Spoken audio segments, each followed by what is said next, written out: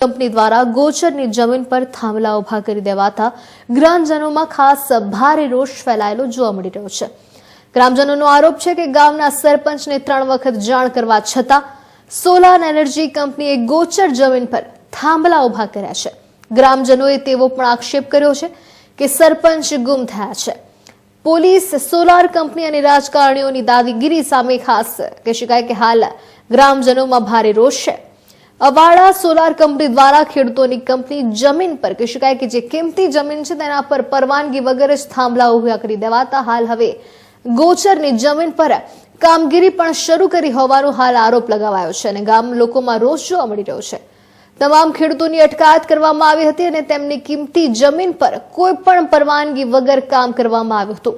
ગોચરની જે જમીન છે તે જમીનમાં થાંભલાઓ લગાવવામાં આવ્યા છે, પૈસા લેવામાં આવ્યા હોવાનો પણ ગંભીર આક્ષેપ હાલ ગ્રામજનો લગાવી રહ્યા છે। હવે ગ્રામજનો કોર્ટનો આશરો લેવા મજબૂર બન્યા છે કારણ કે પોલીસે તેમની કસ્ટડીમાં તેમને લઈને કામગીરી શરૂ કરી છે, જેના કારણે ખેડૂતોની કિંમતી જમીનને ભારે નુકસાન થયું છે।